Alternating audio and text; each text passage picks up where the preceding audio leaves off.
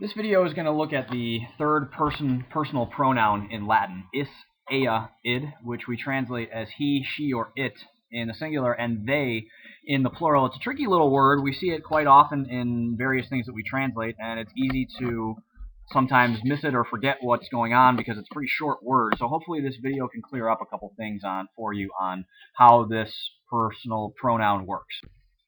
So here's our chart. Again, it's the third person personal pronoun. So obviously it's a pronoun. It's taking the place of a noun, and it's the third person. So we know the first person, ego, me, me, he, may, and so on. The second person, tu, tui, tibi, te. This is the third person, so we know that as he, she, or it in English. And whereas ego and tu had the same forms for any gender, the third person is going to have separate forms for each of our genders, masculine, feminine, and neuter, because we want to have that degree of specificity for each one. We need to and want to be able to identify someone clearly and distinctly, whether they are masculine or feminine or something, if it's neuter. Obviously, we have all 5 of our cases in the singular and plural, so that gives us a chart with about 30 forms.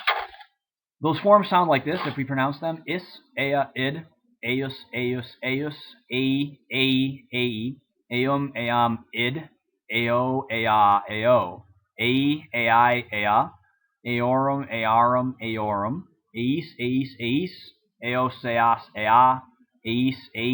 eis. Probably looks like a lot, like most charts do at the beginning, but if we look a little closer at this, we'll see that we know quite a bit of this already.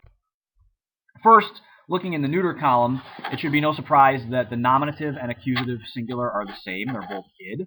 And the nominative and accusative plural are also both the same, ea.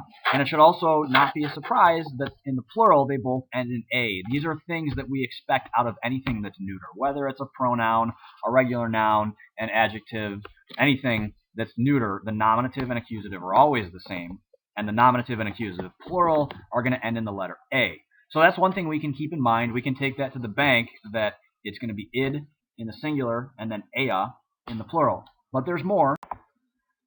If we look at the endings that have been put into color here, let's start with the genitive singular and the dative singular. The genitive singular, eius, that ius, that should look familiar, because in some of the other words that we've seen, like hic, haec, hoc, ilea, la, ilud, and even qui, quai, quod, you remember the genitive singulars of all of those, they all end in ius. Huius, huius, huius, ilius, ilius, ilius, cuius, cuius, cuius.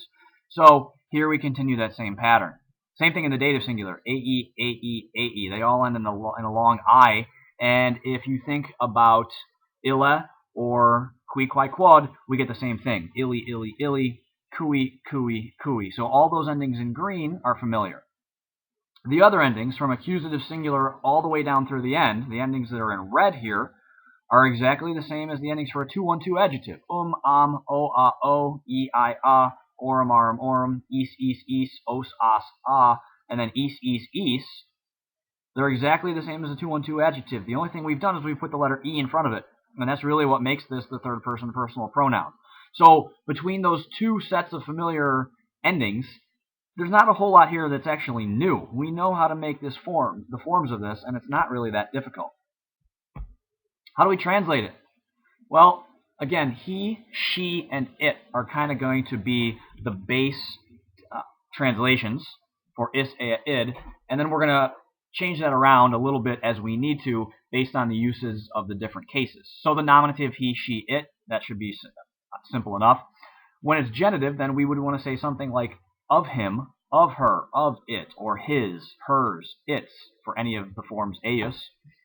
Ae, dative, if it's going to be a direct object, we might say to him, or to her, or to it.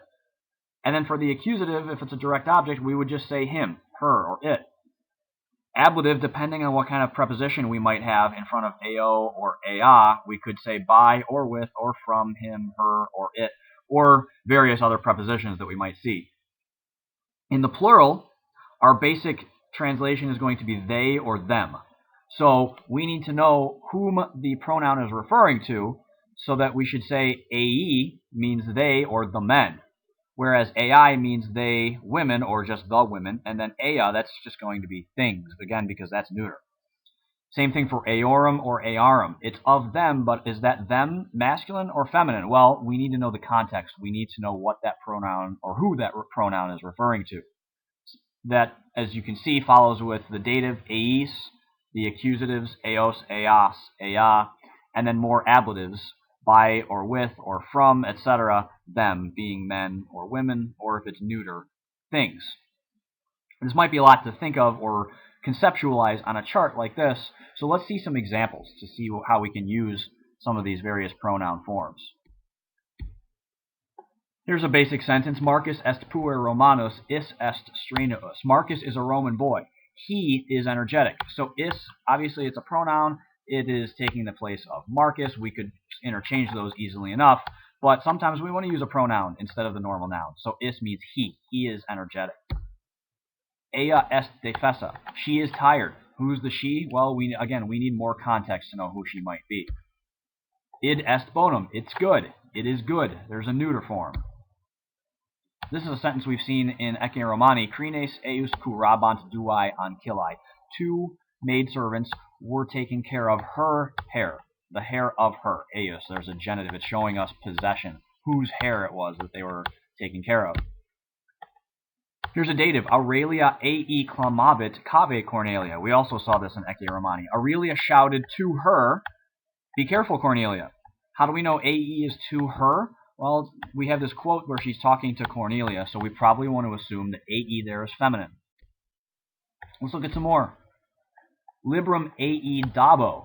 I will give the book to him. Or it could be to her. Again, we need to know the context and whom that ei is referring to, but it could go either way. Here's another one. Eum laudabamus. We were praising him. That one has to be masculine because of that um ending. Marcus eam amat. Marcus likes her. There's the feminine. Infans. Id amo. This is Enrique. Baby, I like it. Let's look at a few more, some plurals. Here's a sentence. Ei ad piscinam curunt. A few ways we could handle this. We could say something like they run to the fish pond with the understanding that they are men. We could say the men run to the fish pond, or just men run to the fish pond. Any one of those really would be fine, as long as we are aware that ei is referring to men. It's masculine plural and nominative.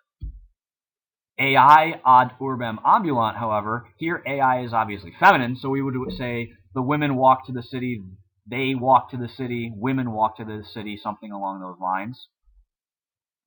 Here's some genitives. Via erat plena eorum, or earum.